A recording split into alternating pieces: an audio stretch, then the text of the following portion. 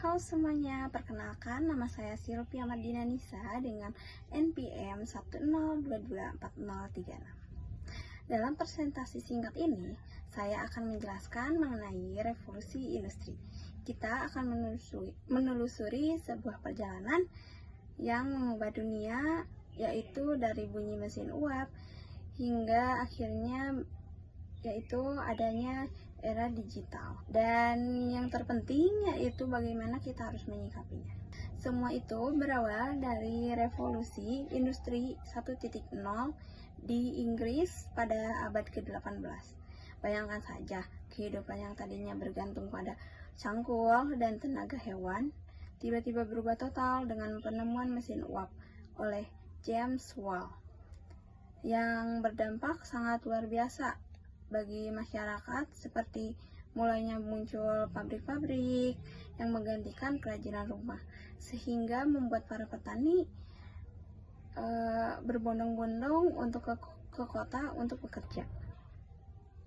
Tetapi kemajuan ini memiliki sisi buruknya, yaitu kondisi kerja yang buruk dan eksplorasi pekerja anak, yang akhirnya muncul undang-undang perlindungan seperti Factory Act, yaitu tahun 1833. Tetapi revolusi tidak berhenti sampai di situ, karena dunia terus berputar sehingga adanya revolusi industri 2.0 yang muncul dengan produksi massal dan energi listrik.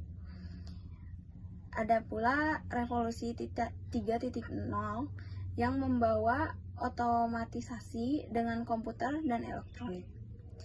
Selanjutnya ada juga revolusi industri 4.0, yaitu revolusi industri pada era sekarang.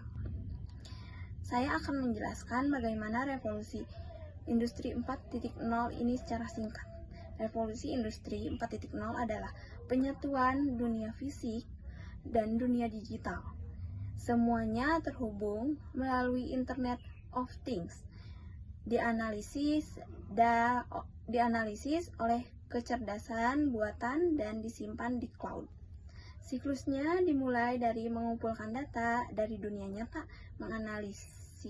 menganalisinya secara digital untuk dapatkan wawasan, lalu wawasan itu kembali ke dunia nyata untuk menggerakkan mesin atau mengambil keputusan secara otomatis. Seperti dua sisi mata uang, era ini membawa dampak positif seperti efisiensi dan produktivitas yang melonjak, tapi juga dampak negatif seperti ancaman hacker, biaya investasi yang besar, dan isu lingkungan. Pada era revolusi industri 4.0 ini melahirkan apa yang disebut inovasi disrupsi. Inovasi yang mengacak-acak pasar lama dan menciptakan pasar baru. Kita lihat saja pada kisah handphone Nokia. Dulu raja ponsel dunia, tapi gagal beradaptasi dengan sistem operasi Android dan iOS. Platform mereka terbakar dan akhirnya tergantikan.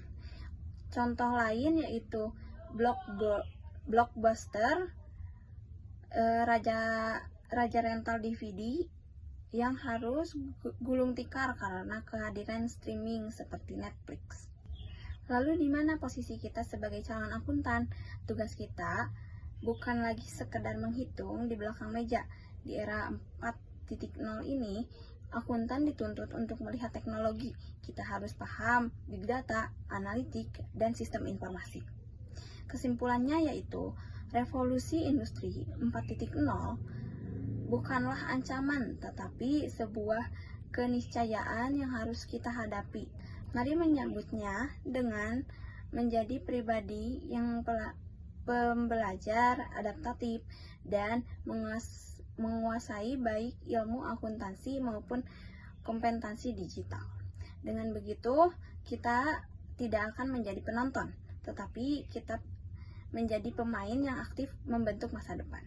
Sekian dari saya Sylvia Mardina Nisa. Terima kasih atas perhatiannya.